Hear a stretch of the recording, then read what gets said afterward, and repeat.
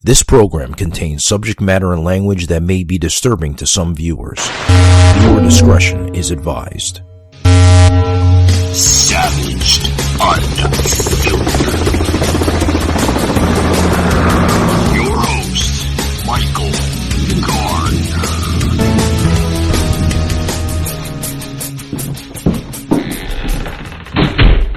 Alrighty, guys. Welcome to Savaged Unfiltered. I'm your host, Michael Gardner. Today we're joined by identical twin sisters, former therapists, now turned entertainers. And we're going to get their story, guys. This is Joan and Jane. Welcome to the show, guys. Thank you so much. Excuse me, I should say ladies. I'm sorry. I usually have men on the show. It's like very rare I have women. So I do want to apologize. Welcome to the show, ladies. Well, thank you so much. But you don't even have to apologize for that, because where we're from, we used to get in trouble for that. I would say you guys, and they would say, but Joan, there's women in the audience. And I thought, well, like whatever. But I grew up with that. So thank you. And within the twinship, I feel way more male than Jane. Oops. You know what? Hey, except when that darn trash pail from the kitchen has to be walked down the hall in the condo right now where we are. That would be me doing that. Blah, blah. Thank you, Michael. Oh, it's a great honor. And through the accent, I could tell you you guys seem like you're former New Yorkers. Oh boy. Okay, so our ancestors came to Ellis Island. We're really only second generation over here. So forgive us. New Haven, Connecticut is like a mini New York in a lot with the accent. And so we're New Haven County. Yeah. Oh, I was going to say, because I got it right. Yeah, it sounds like a little bit of either Lower Manhattan or maybe Long Island, because I'm originally from the Lower East Side of Manhattan. You know, so I was going to say Long Island, because wait till you hear how we say the breakfast beverage. This was a problem where we live. You know, they really had a problem with us. This is how we would say it: coffee. So coffee, okay. I was in a convenience store in Maine in the 80s with my ex-husband at the time, and I guess I said something like, "Hey Jim, don't forget, get me a cup of coffee too." And the man behind the counter said, excuse me, miss, where are you from? Oh, he had never heard the accent. That's wonderful. Wow. The most common beverage. Wow. Of course, my ex is not from there. Oops.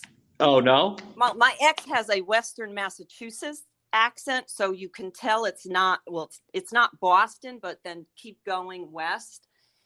And he thinks he's the proper English. So don't we all? Because he's from the Commonwealth of Massachusetts. Oh, right. We're from lowly Connecticut. Oh, okay. Yeah. Well, what made you ladies move down to the Sunshine State of Florida? Oh, well, that's Joan. I moved. Jane hasn't. She's staying with me right now, but she hasn't moved yet. She will, just like she didn't like jelly at first. I know. She will. Like apple pie. I'm a snowbird for a minute. I moved down because Connecticut's state tax was huge, and I broke my foot. I didn't have health insurance, and I paid half my bill, and then they came after me, and I literally had nowhere to live. And so I was already in an efficiency apartment. So I said, our parents are dead. That condo in Florida is draining us. So I moved here. It was. Oh, wow. But the entertainment side of your practice, what does that come in place? Because I know that you guys are former therapists. So how did are you there? Hello? Now we are. Okay. Somebody was calling. I hope it wasn't. Oh, well, I'm sorry. What didn't you hear? Everything? Oh, yeah. I was asking. No, it's okay. It's technology. It's everything. We're basically getting thrown all over the place today, right? In society. Right. Basically, I was saying, I see the where did that come into play? Because that's rather interesting. If I may add. Well, Jane, did you want to answer that? Because I'll just say I'm really, really funny, and it got in the way, and not even in a bad way, but it got in the way of traditional treatment, where when I was being really comical with patients, inpatient psychiatric, long term, they started opening up to me, and I was an RN and was not prepared for their answer. And I'm just going to say, like, this is where my first job was. And I was a young person. 24 was my major first job. Sorry, I was a late bloomer. And I was making somebody laugh. And what she said to me, she was a young girl in a wheelchair. She said, the only orgasm I've ever had, Joan, was by my father. And that's why I threw myself off the bridge into oncoming traffic. So it was like, oh shit, like I wasn't expecting that. So as a young person, all I did was I sat next to her, said I was sorry, and then was silent, because honest to God, I didn't know what to say. But nowadays they say that's good. But I kind of got in trouble by the treatment team. They thought I enticed her to tell me, and then they were saying, we've been waiting for years for that. Well, you didn't know how to fucking laugh, so sorry. So hence comes a long line of we're kind of like rebels.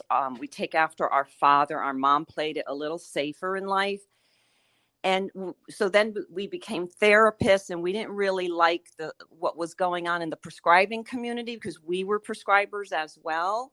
And so we got in trouble on the prescriber side, and I'd like to minimize that just for today. We could, if you want time later, but it's not as funny. And so Savaged, unfiltered.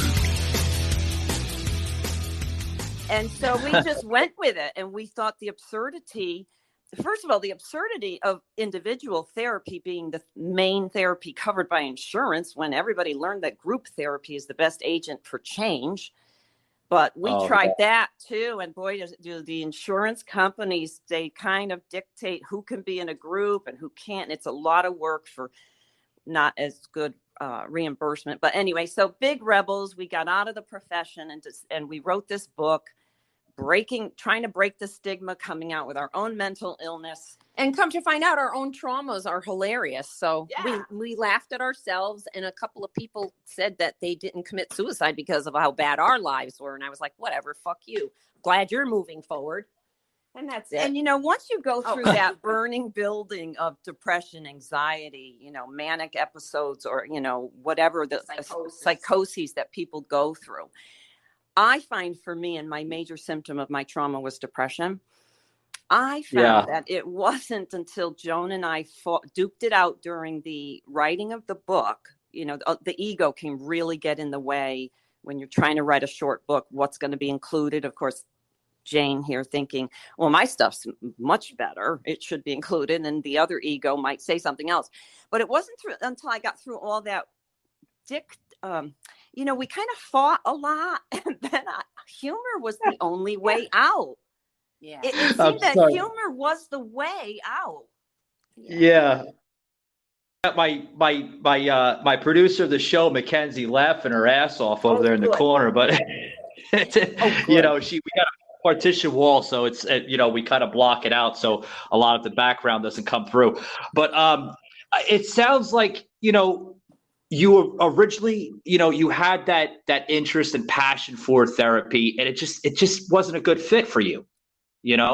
Both of you, and it seems like entertainment really, really specializes your demeanor of character. Absolutely. Patients, we started working together in the end, and patients, they'd see just a quick interaction in the waiting room, and they're like, where can I buy tickets to this? And so, we helped people along the way, but the humor, and you can't use humor 100% in therapy, because it's in my own case as well. When I went for therapy, there was some laughter, but if I didn't get my crying out, there was no moving forward. Oh yeah, get the crying out.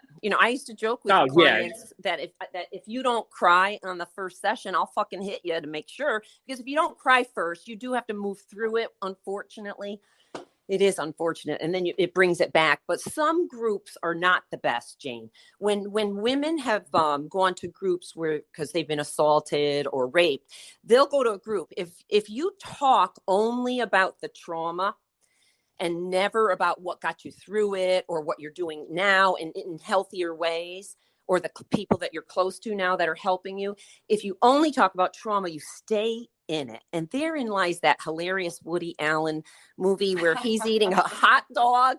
And that's that psychoanalysis of you complaining for all those years. I fell into that. You know, you complain. Wait, Woody Allen says something brilliantly funny in that movie, though. Well, as a Woody Allen patient, is a fucking he's a fucking mastermind, you know, with his Yes. I follow him very well. Yeah, and when he was a patient, and I think John Turturro in the movie was like, "What is wrong with you?" And he said, "Give me a break. I've only been to therapy for 20 years." I mean, that is hilarious because, as we know, you know, after a year, even it's like, "Hello, let's get to the issue." Jane had a mentor that helped so much. You know what he used to say? "You came to What's me, and Jane. You want to say it? You came to me." Oh, one of my mentor was older.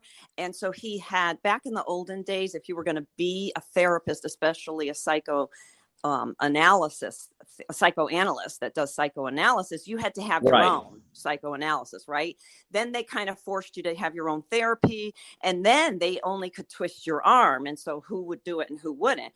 But so he was psychoanalytically trained. Yeah. So he would say beautiful things like, so let's use Sally as the patient. "Hey, Sally, you came to me because we were talking about issues with your husband and in the bedroom.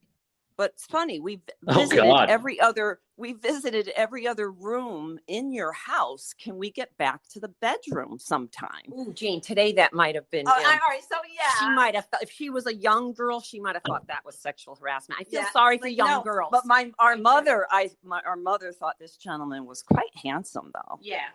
But you know what I feel sorry about for young girls is what I feel badly about is my first job when I was 16 was at Wendy's. And I didn't get the job. Jane, I'm sorry. I know. We both applied. Yeah. I didn't get it. Go ahead, Joan. But You anyway, didn't get the job.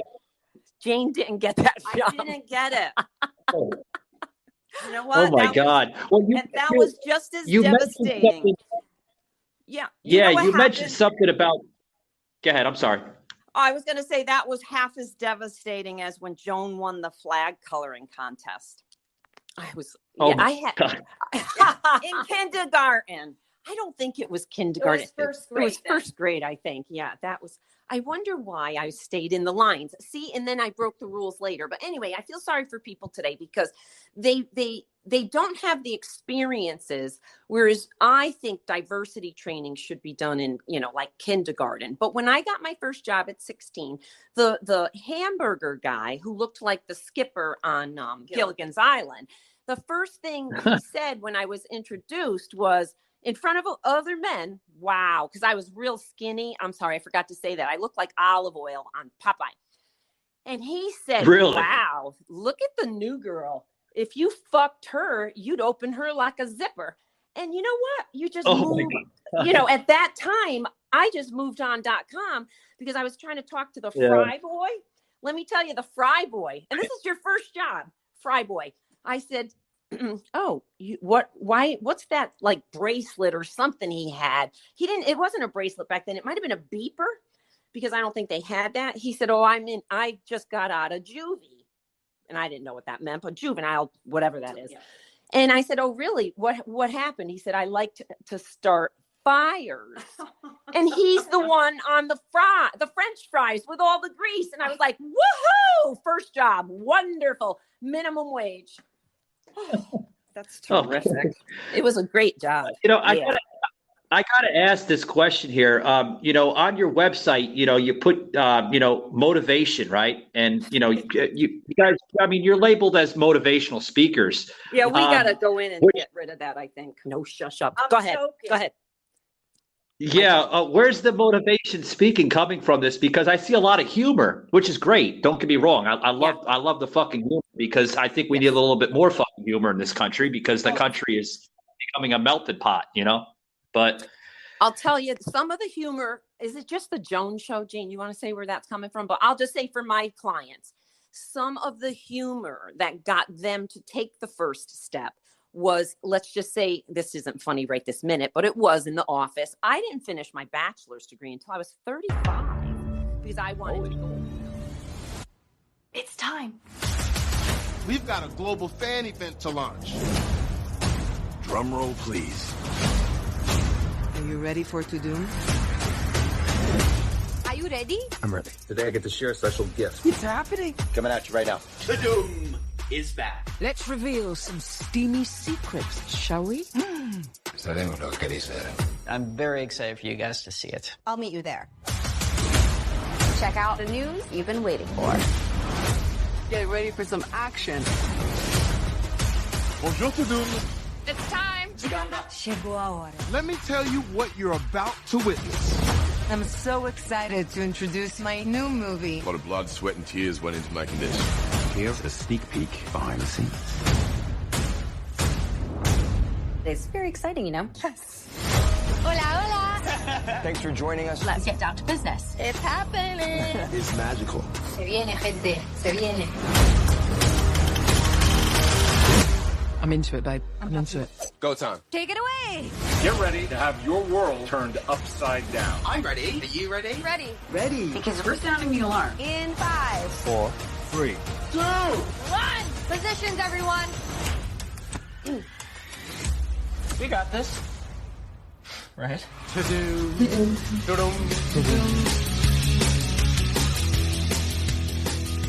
Was, let's just say, this isn't funny right this minute, but it was in The Office. I didn't finish my bachelor's degree until I was 35 because I wanted to go on to get a higher education, but because smart bitch over here was already at Columbia University moving on. And I was like, you're moving on? Like, could you wait for me? She said, no.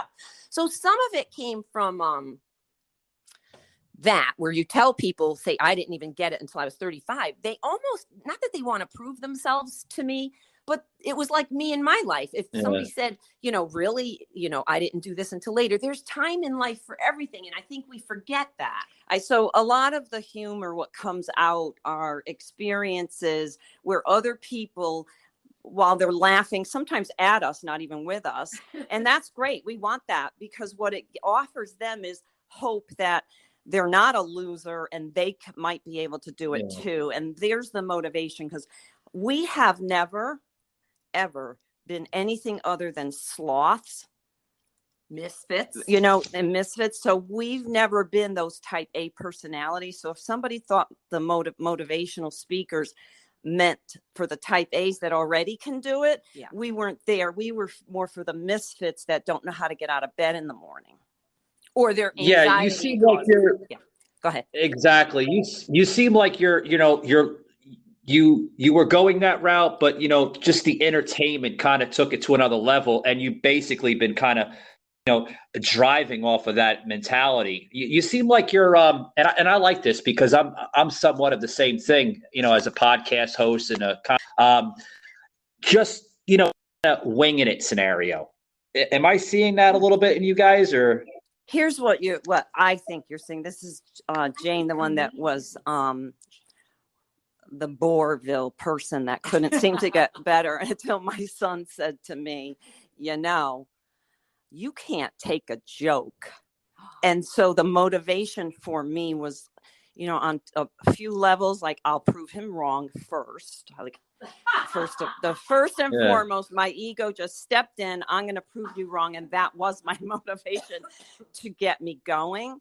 Anyway, the winging it, what we've been told is what we needed was years and years and years of work and life experience. And just any person, and I'm not minimizing people speaking. I used to speak for a pharmaceutical company. Don't hold it against me, please.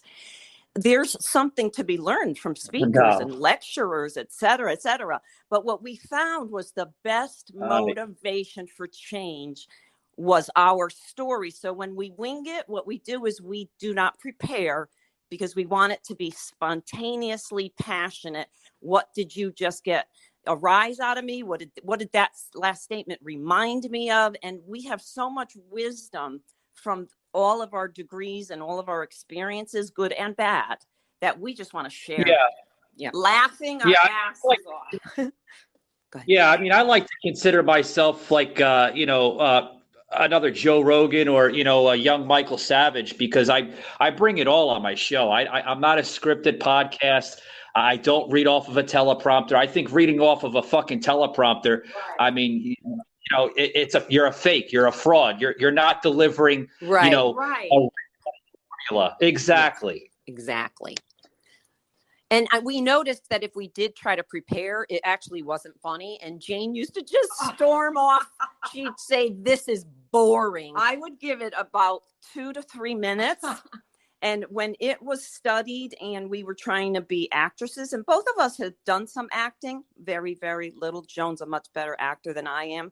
But it didn't go as well. And people said, no, I like you guys spontaneously. And who's changing the world? I love it. Yeah. Comedians. They're going right to the limit and beyond. And people want cancel culture. And what I want to say about cancel culture is you're not affording yourself to learn about other, just other people. Don't let culture and tradition hold you hostage. Yeah, I was getting a notation from producer Mackenzie, and she was like, Michael, don't address him by Jonah Jane because it's hard as it is just to identify who's speaking because you ladies are literally identical. It's hard to tell you apart through the pictures. So I'm just gonna wing it. Hopefully I'm talking to Jane. Hopefully I'm talking to Joan. So basically here, you're talking about comedians and stuff, this cancel culture. Trust me, I handle a lot of political viewpoints on my show a lot too. And I don't get into that fucking cancel culture because it's not even worth talking about. Nope. It's disgusting what you're seeing today. Look, disgusting. I know. Because I'd be canceled. And you know what? Within my therapy walls, people would say to me, "Oh, Joan, you don't have a kid. I want to know what Jane has to say about this." And then if Jane, who knows, Jane's so much better in bed, I guess, that they would say they wanted to know about sex. They're like, "Joan." And I'm thinking, why don't you want to talk to me? But anyway, when we did shit together, oh my God, did people get better? Because it was a comedy act. Even husbands and wives would be like, "Well, Joan's got my back." And I always had the dude's back except for one time. And that poor guy was so upset. But anyway, both sides have to be seen. Otherwise, if identical twins can't even get along, how do we expect a world to get along? You know what you remind me of? And this is a compliment because they're very well-known identical twins and they do a podcast and they have the same demeanor of you. Oh. You remind me of a female version of the Hodge twins. Wait, I've heard of the Hodge twins. Those are guys, right? Yeah. They do comedy. They're all over the country. And you remind me so much of a female version of the Hodge twins. They're on Instagram. I think we might be following them, but if they didn't follow us back after a couple of years, we may have hit the unfollow. Anywho, but we'll look them up. Yep, that's a compliment. Yeah, you got to check them out. They're fucking hilarious. They really are. Wonderful. That's great. Anyway, we survived our whole upbringing, and it was because our father was just so funny, and then our mother said, "I would have left your father years ago if he didn't make me laugh." So there is something to laughing, and Harvard has done studies, which is a little boring, but it does. It boosts your immune system. It gives an antidepressant effect. You can't feel pain simultaneously. That big word. Simultaneously. It exercises your core muscles, and women with menopause, they could start turning into a 2x4 or a SpongeBob. Trust me. I had to endure that shit from my ex-wife, and thank God I'm not experiencing that crap. Yeah, but I feel like I gotta try and not turn into that because my ex-husband, what he calls older women? Handsome. And I'm thinking, I know. What's that about? I feel more handsome. I don't like that. And then you guys start calling us ma'am, and it sounds like man. And I thought, oh my God, we turn into men. So, that estrogen is a powerful thing. Isn't it sad? We lose that. It's terrible. It really is. It's horrible. Yeah. And with some women, menopause hits. And if you had any hint of insomnia, now it's like total insomnia. And so I think God wants us to be watchdogs because we're up all night, and it's not like we're up all night, making sure we're going on a date with a 25-year-old. Oh, and if we're up all night, we've got to look more manly and look more tough. There it is, evolution. We've got it. Or Right. growing old. We just solved it because the Kravitz on Bewitched. The Kravitz used to be the watchdogs. That's cute. Oh yeah, I remember that show. Oh, they got to bring back the classics. They really do.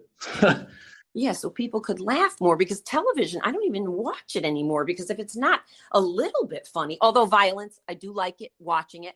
And I will say that Scarface, I saw at the theater when it came out, and Jane's ex-husband was so distraught by it, and we were walking out, and he's like, wow, that was so violent. And according to Jane, Pacino nailed it. Really did. Yeah. Jane and Jim said what I said was, really? You thought that was violent? And at the time I didn't understand trauma. But if you suffer trauma yourself and it's in a violent manner, your body remembers. So you know that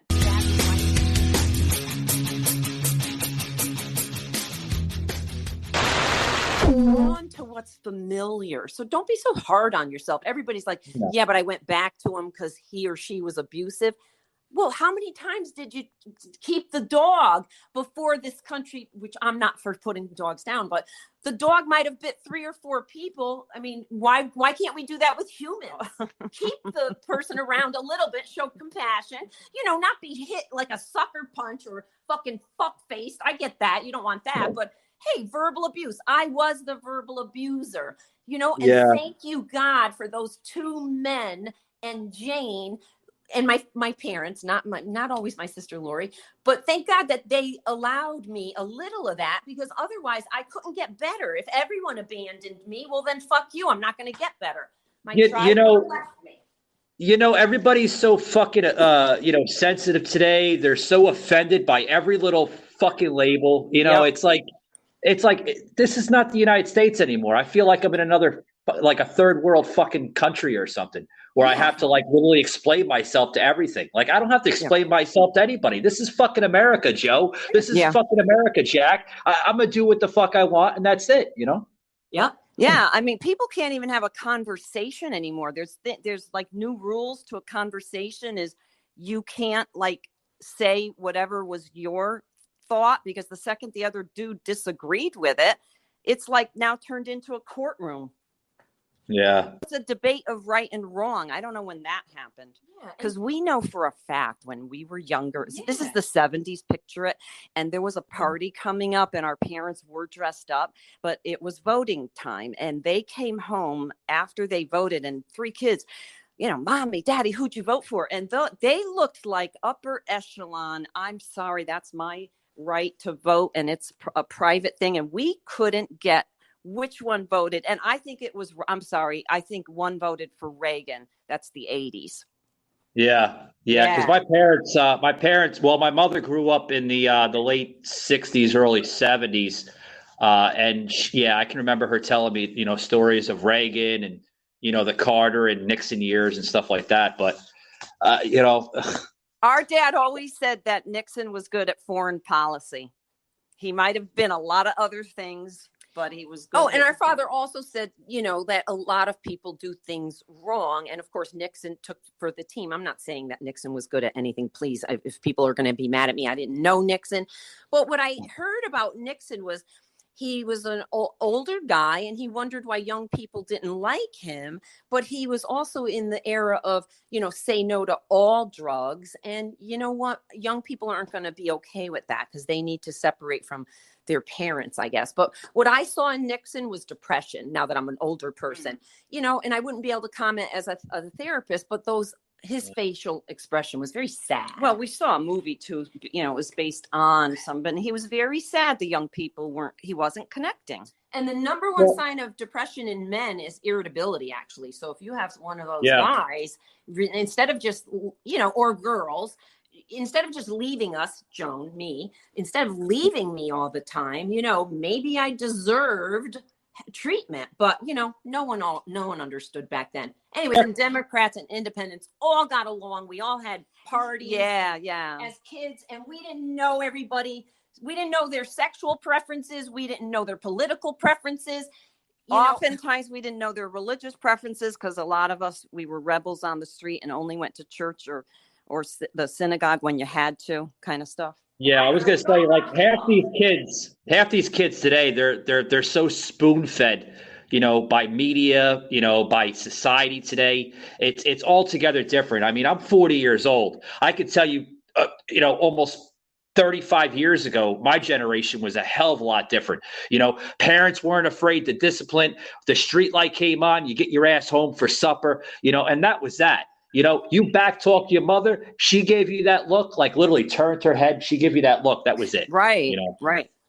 It's weird. My kid is 32, and when he was younger, I don't know when it happened, but we all had to be helicopter parents because it was against the law to leave them and they couldn't be outside playing.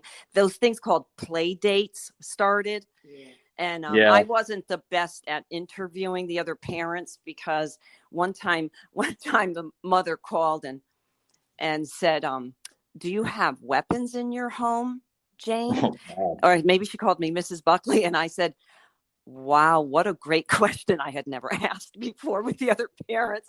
And I did not have weapons. But the other time I was talking to somebody and Adam was younger. And I was like, hey, okay, sweetie, that goes in your weapons basket. And then I went back to the telephone. I'm like, oh my God, do you hear what you just said, Jane? He has a weapons basket. And they were toys, yeah.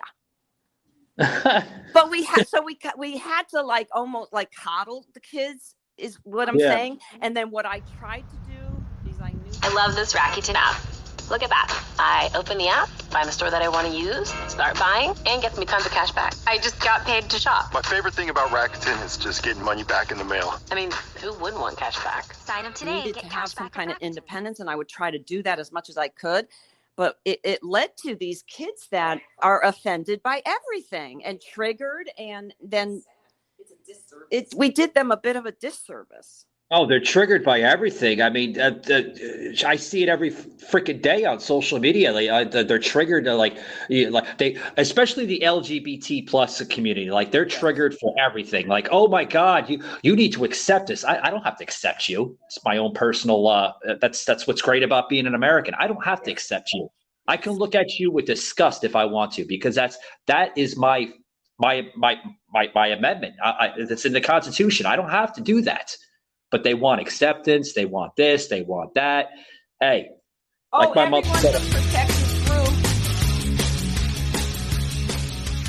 Oh, but wait. With the LGBTQ letterhead, the alphabet people, I call them. Yep, I've heard that too. What I would like to say is, again, what I think America is doing is we're putting everybody's I want to say this. I was an identical twin. Everybody knew who I was because I was an identical twin.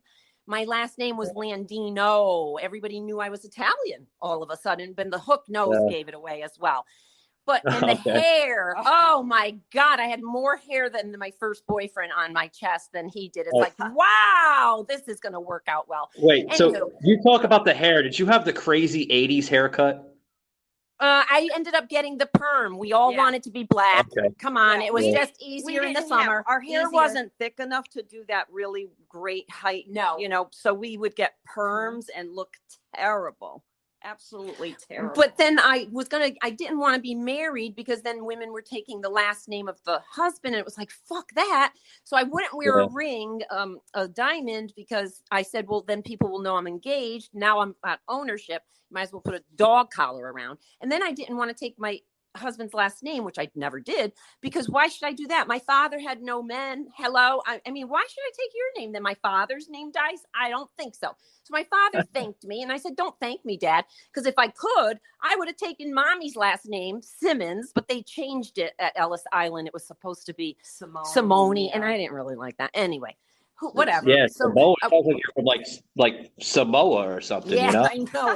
So what I want to say to young people, not just LGBTQ, if you keep putting everything out there, you're separate. You are on purpose, not on purpose. It could be subconsciously. You're separating yourselves because what's happening is immediately if I was out of the group, I became kind of out of the group.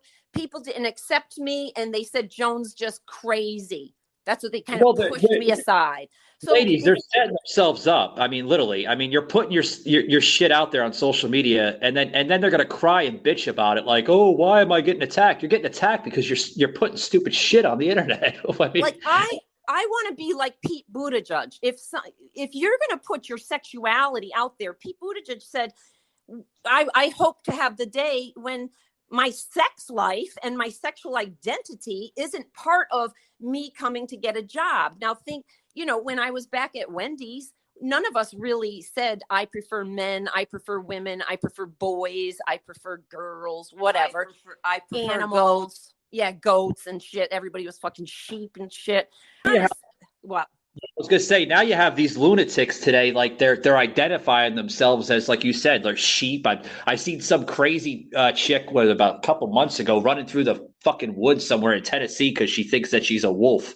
I mean, you're so funny. My son admitted to me, he said, Mom, what are you talking about? When I was in school, 2 of the kids wore tails every day. And we didn't even know and that. I didn't even know it. And I don't think he told me about it. And I don't. But what I want to say is when we were little, Jane and Joan, we identified more with animals. So there was this dog in the neighborhood that never had to be tied because back then we didn't have to tie animals.